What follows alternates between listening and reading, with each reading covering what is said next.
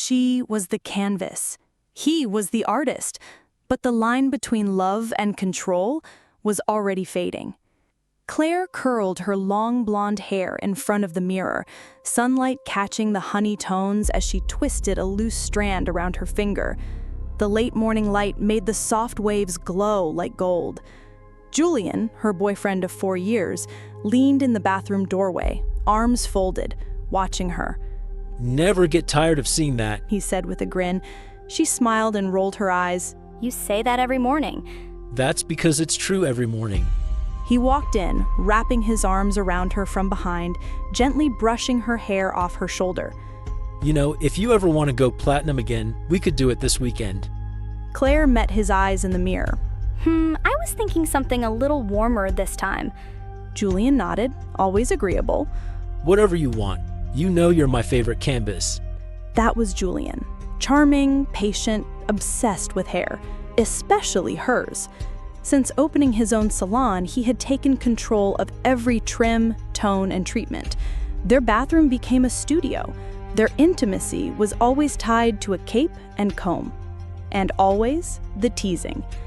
You'd be stunning with a buzz cut. You've got the bone structure for it, just saying. Claire laughed it off. Yeah, no thanks. I like my hair. He never pushed. Not yet. One Friday night, Claire came home exhausted from a long marketing shift. She kicked off her heels, badge still on her blazer, hair tied in a messy bun, only to see Julian sitting on the couch, freshly showered and completely bald. What the hell? She gasped, dropping her bag. Julian grinned, turning his head under the lights. Surprise. You shaved it all off? Yep, clippers then razor. It feels amazing, like I let go of something. Claire sat beside him, stunned. But you had such nice hair. You still do, he said pointedly. But this is freedom. You should try it sometime. Her smile faded. Julian, you know I'd never... Just saying. He shrugged. It's an experience. I think you'd love it. She turned away. I'm not you. I know, but just think about it. Weeks passed. Julian changed. He became bolder. He talked more about reinvention, minimalism, letting go.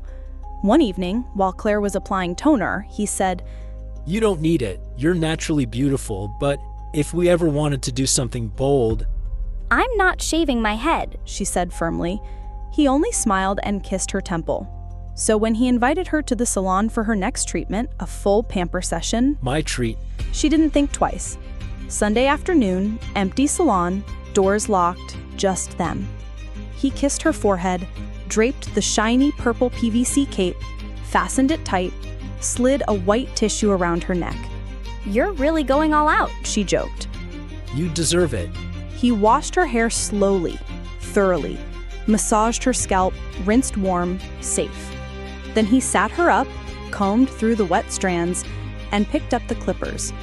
Wait, aren't we coloring today? She asked. Julian placed his hands on her shoulders. Claire, listen, it's time for real. I think you should do it. Her chest tightened. No!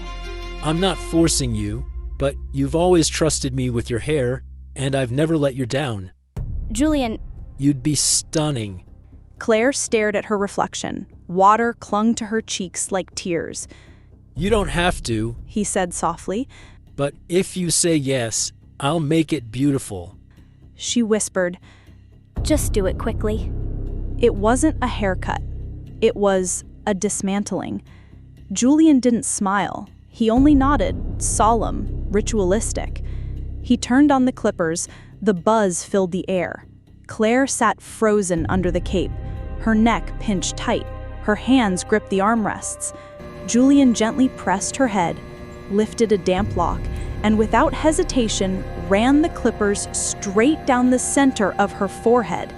Hair fell in thick, heavy strands. A pale line of scalp appeared.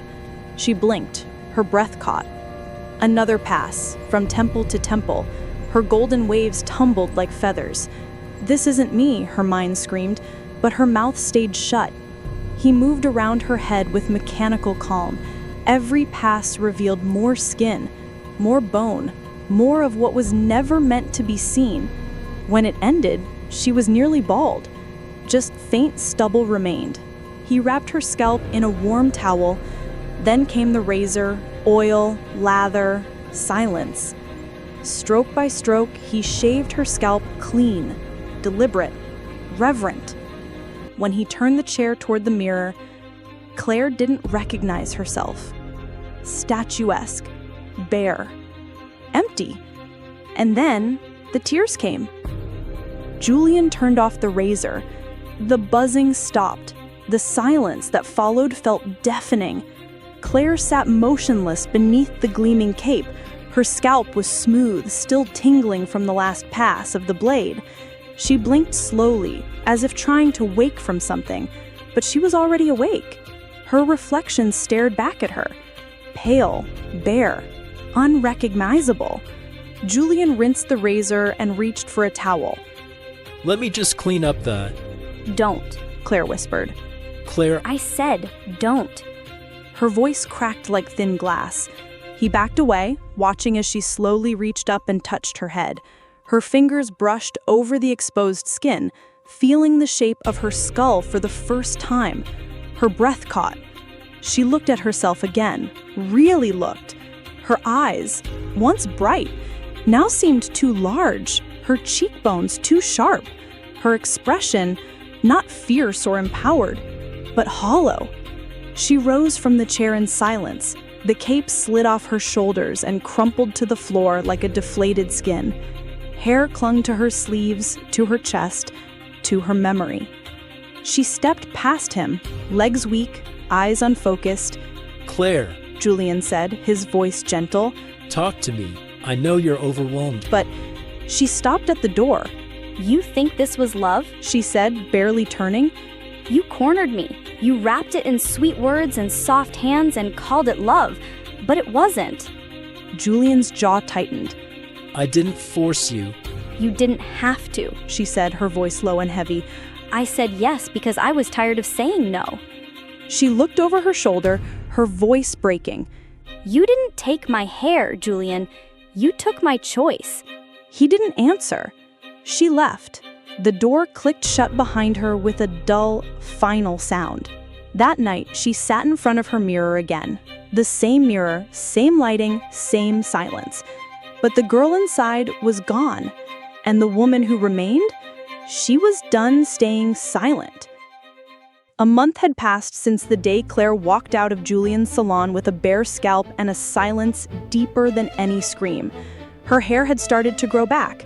Soft, uneven stubble, but she couldn't bring herself to look in the mirror for long. She avoided cameras, avoided questions, avoided mirrors most of all. There was only one person she saw regularly, her younger sister, Sophie. Sophie was 20, sharp, vibrant, full of fire. But lately, something had shifted. She didn't smile the same way. Her eyes darted too quickly. And every time Claire asked about her new boyfriend, she brushed it off. He's a photographer, kind of intense, but creative, artsy. She had her suspicions, but she didn't press. Not until that afternoon. She was in the kitchen when she heard the front door creak open. Sophie? No response. Claire turned and dropped the mug in her hand. Sophie stood frozen in the doorway, her head completely shaved. Her eyes were red, her face pale, her hands trembled slightly at her sides. Claire's voice cracked. What happened to you? Sophie didn't speak. Claire stepped forward slowly. Sophie, what the hell happened to your hair? Still silence. Claire reached out and gently lifted Sophie's sleeve. And there, bruises. Fresh, dark. Some circular, some linear. A healing burn near her wrist. Claire staggered back like she'd been punched. Who did this to you? Tell me right now. Sophie finally opened her mouth, voice a trembling whisper. He said it was love, that it means trust. He said I needed to let go of vanity, of control. He said it made me beautiful. Claire's blood ran cold. She didn't need a name. She already knew. Julian. That night, Claire didn't sleep. She sat in the dark with Sophie's words still echoing in her mind. Trust? Let go. He said it made me beautiful. The same script, the same trap. She pulled out her old laptop and opened an encrypted folder, one she had started the week after her own incident. Inside were images, notes, time-stamped memories of things Julian had said, patterns she had begun to trace but never finished. But now, she was ready. The next day, she followed Sophie after her afternoon class. Sophie took a rideshare to a low-rise apartment on the edge of downtown. Older building, no security, no front desk, just a metal staircase and weathered doorways. Claire waited across the street. At 6:47 p.m., the lights in a second-floor unit went out. She crossed the street. She knew how to pick a lock. He'd taught her once, ironically. In case of emergencies, he'd said with a wink. The door opened with a soft click. The inside smelled like aftershave and vinyl. It was eerily quiet. And then she saw it. The far wall of the living room, covered with photos. Dozens, maybe hundreds, each one perfectly framed and pinned with surgical precision. Women, all bald. Some crying, some staring blankly, some restrained in leather cuffs, some draped in capes, purple, black, silver, just like the one she wore. And there, in the center, was her, Claire, frozen mid-shave, eyes wide, jaw clenched. The moment her hair fell, captured forever. Her breath caught in her throat. She turned, scanning the apartment.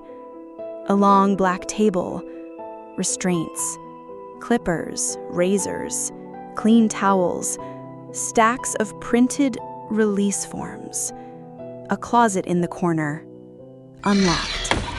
Inside, rows of wigs, capes, color-coded binders.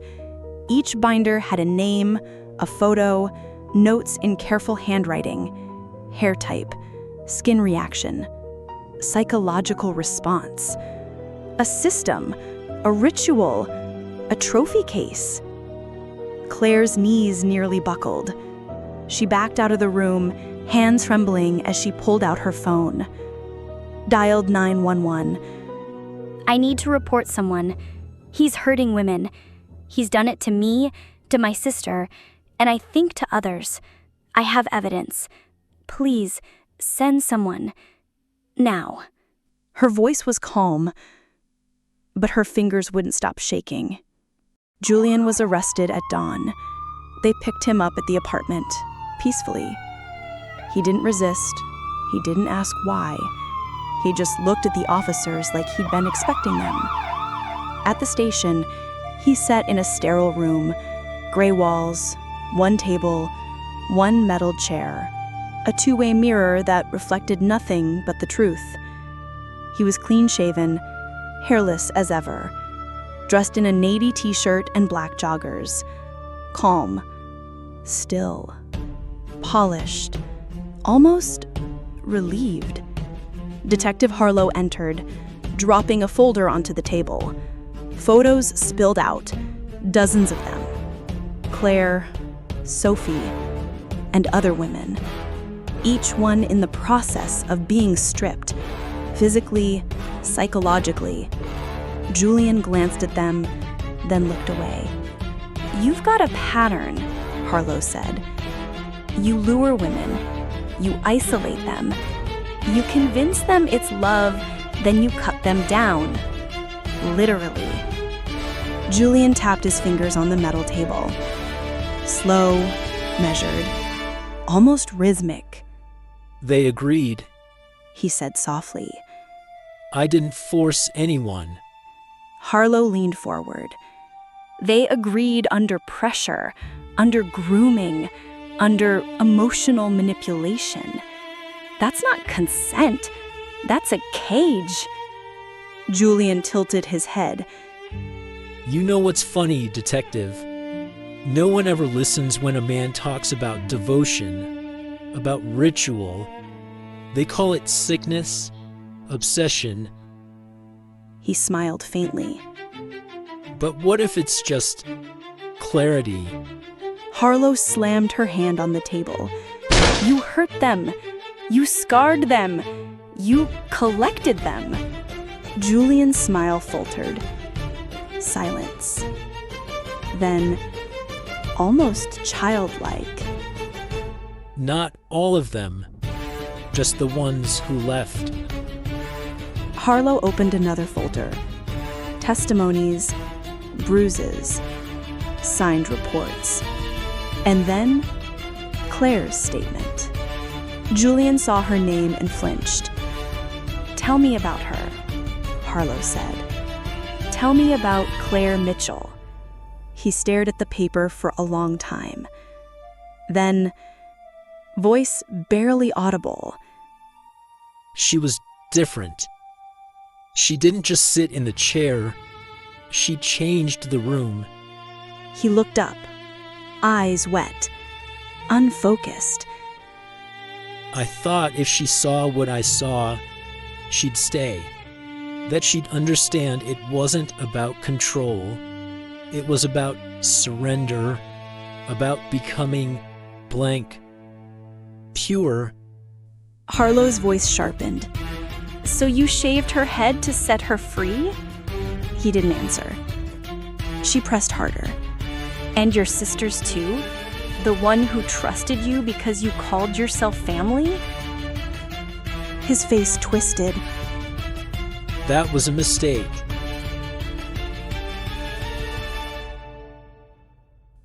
Silence again. Then, almost childlike, Claire was the only one I ever loved. The rest, I just wanted to make perfect. Claire returned to the apartment after dark. The room was so still, even the sound of her shoes against the floor echoed with precision. She stepped into the bathroom. The familiar mirror reflected a stranger. She stood there for a long time, unblinking. Her head was bare, the curve of her ears more visible, her cheekbones sharper. Her eyes no longer filled with confusion, but with something else. Something forming. Claire took off her coat and sat on the edge of the bathtub, resting her head against the cold, tiled wall. Tears fell once more. But this time there was no trembling. Each drop seemed to carry away something being shed. On the shelf, the purple salon cape Julian had once gifted her still hung. She stood up, took it down, picked up a pair of scissors. Snip. She cut through the collar. Snip. Then, another cut. And another. Until the fabric was no longer a cape, just disconnected scraps. There was no ceremony, no control left sewn into its seams. No power clinging to her skin anymore. She gathered the strands of hair that had fallen onto the cape earlier and placed them gently into a small cloth pouch. She slipped it inside an envelope and wrote only one sentence. Hair can grow back. But trust, never again with you. The next morning, Claire stood before her closet. She chose a high-necked white blouse, simple black pants, no makeup, no necklace. She layered on a long caramel trench coat and stepped out the door like someone entirely new. The hair was gone. Her beauty, no longer pleasing, but undeniable. As she pushed open the door to the cafe near her apartment, a young waitress looked up curious, then smiled. Cool haircut! Claire smiled back. Truly. Not to please anyone, but the smile of someone who knew, I chose this. No one gets to choose for me anymore. Sometimes it's not the hair that makes a woman. It's the moment she dares to look in the mirror and take herself back.